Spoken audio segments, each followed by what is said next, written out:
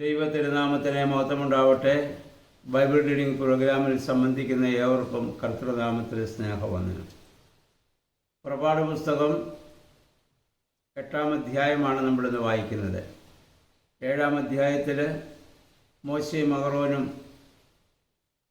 ഫറവോൻ്റെ സന്നിധിയിൽ ചെല്ലുകയും ജനത്തെ വിട്ടയക്കുവാൻ ആവശ്യപ്പെടുകയും വിട്ടയക്കാതെ വന്നപ്പോൾ വടി നിലത്തിട്ട് പാമ്പാക്കി മാറ്റി അത്ഭുതങ്ങളെ കാണിക്കുകയും ഫറവോൻ്റെ മന്ത്രവാദികളും അപ്രകാരം ചെയ്യുകയും ചെയ്തു.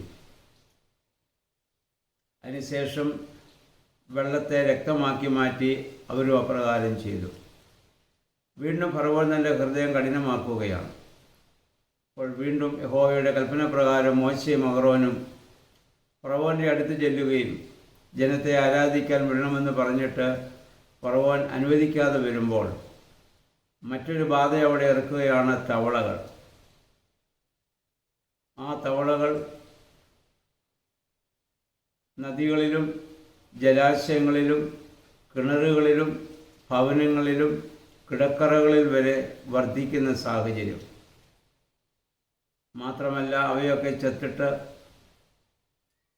അതിഭയങ്കരമായ ദുർഗന്ധങ്ങൾ ഉണ്ടാവുകയും ചെയ്യുന്ന സാഹചര്യം.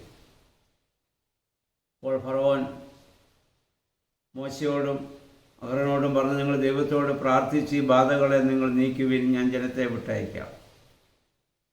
വീണ്ടും അദ്ദേഹം തൻ്റെ ഹൃദയത്തെ അവിടെ കഠിനമാക്കുന്നതായി നമ്മൾ കാണുന്നു. അത് കഴിഞ്ഞപ്പോൾ അവർ കൊടിയ നിലത്ത് ആ വടി കൊണ്ടടിച്ച് അത് മുഴുവൻ പേനായി മാറി. പക്ഷെ അത് ചെയ്യുവാൻ അവിടുത്തെ ജനത്തിന് സാധിച്ചില്ല. അവിടുത്തെ മന്ത്രവാദികൾക്കത് സാധിച്ചില്ല. അപ്പോൾ അവർ പറഞ്ഞു, ഇവരുടെ ദൈവം അവരുടെ ദൈവത്തിൻ്റെ വലിയ പ്രവർത്തനമാണെന്ന് പറഞ്ഞു. അപ്പോൾ ഫറവോൻ വീണ്ടും അവരോട് പറഞ്ഞു, നിങ്ങൾ പ്രാർത്ഥിക്കുവിൻ. അത് കഴിഞ്ഞ് വീണ്ടും ഹൃദയം കഠിനമാക്കുകയും അതിനുശേഷം ഈച്ചകളെ വർദ്ധിപ്പിക്കുകയും ചെയ്യുന്നുണ്ട്. അവിടെ ആ ദേശം മുഴുവൻ ഇത് നിറയുകയും മിസ്രയീം ദേശത്തുള്ള ആളുകൾക്ക് വലിയ ബുദ്ധിമുട്ടുണ്ടാക്കുകയും ചെയ്തു. വീണ്ടും വീണ്ടും ഫറവോൻ അവരോട് ആവശ്യപ്പെടുന്നു, നിങ്ങൾ പ്രാർത്ഥിക്കുവിൻ,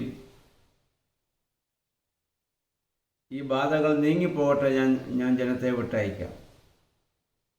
ഇവിടെ വായിക്കുന്ന ഇസ്രായേൽ ജനം താമസിച്ചിരുന്ന ഗർസോൻ ദേശത്ത് മാത്രം ഈ ബാധകളൊന്നും ബാധിക്കുന്നുമില്ല.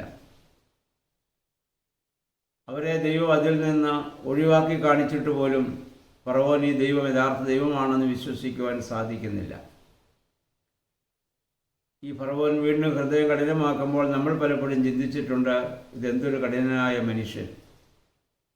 നമ്മൾ ചിന്തിച്ചിട്ടുണ്ടോ നമ്മളും ആ മനുഷ്യനെ പോലെ തന്നെയാണെന്ന്? നമ്മുടെ ജീവിതത്തിൽ എത്രയോ അനുഭവങ്ങൾ ഉണ്ടായിട്ടുണ്ട്.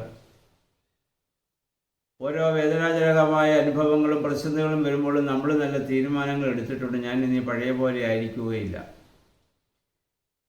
ഞാൻ ഇനി ആ പാപപ്രവൃത്തികൾ ഇനി ചെയ്യുകയില്ല എന്ന് തീരുമാനിച്ച് നമ്മൾ തന്നെ എത്രയോ പ്രാവശ്യം അത് വീണ്ടും ആവർത്തിച്ചിട്ടുണ്ട്.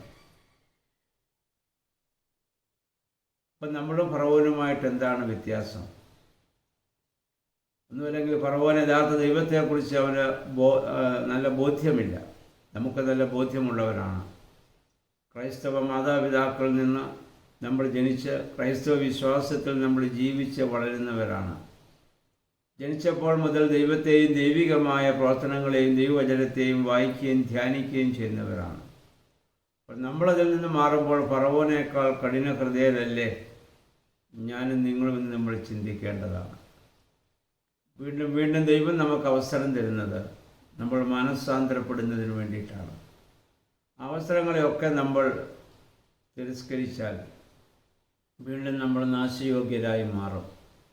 അതിനിടയാവാതിരിക്കണം. അതോടെ വേദപുസ്തകം വായിക്കുവാനും ധ്യാനിക്കുവാനും ഇതിൽ നിന്ന് ലഭിക്കുന്ന ദൂതനുസരിച്ച് ജീവിതത്തെ ക്രമപ്പെടുത്തുവാനും നമുക്കിടയാകണം.